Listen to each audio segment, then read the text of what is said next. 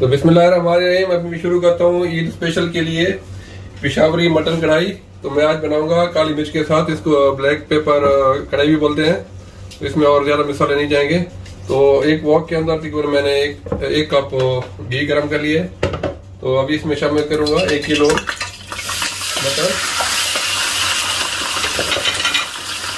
Mutton को मैं अच्छी तरह ब्राउन करूँगा, फिर इसमें डालूंगा दूसरे मसाले वगैरह।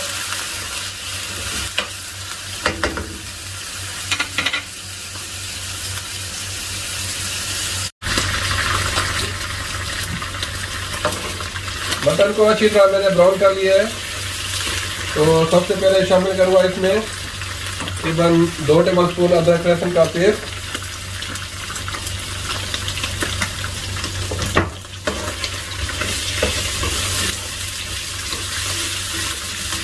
और 1.5 टीस्पून नमक, और इसमें डालूंगा 1 टेबलस्पून क्रश ब्लैक पेपर, और 1 टेबलस्पून इसमें सूखा धनिया पिसा हुआ, यानी कुटा हुआ, पाउडर नहीं डालना आपने।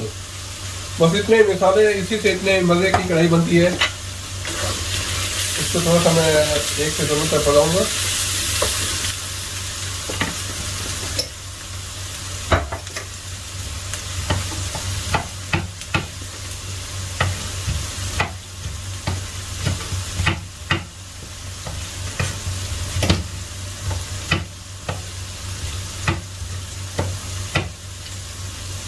अभी मैं इसमें शामिल करूंगा तकरीबन 4 अदद टमाटो। इसको मैंने ऐसा काट लिया है।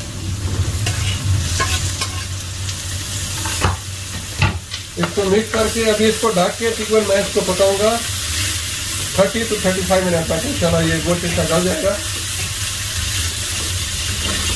ये बहुत ही मज़े की कढ़ाई बनती है। आप ईद के ऊपर जरूर बनाएं। बहुत ही कम मिसालें और बहुत ही मज़े की।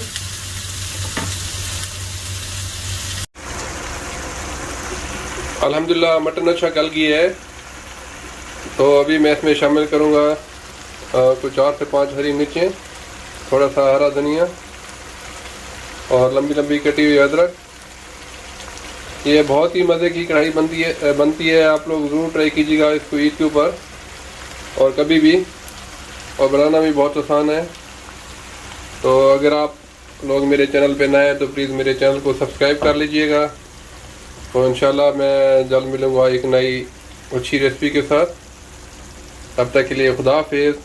अगर आप चाहते हैं इस कढ़ाई को और मज़े का बनाने के लिए तो आप इसके अंदर आप ना कोयले से थोड़ा सा धुआं भी लगा सकते हैं। वो भी मैं आपको दिखाता हूँ कैसे लगाते हैं।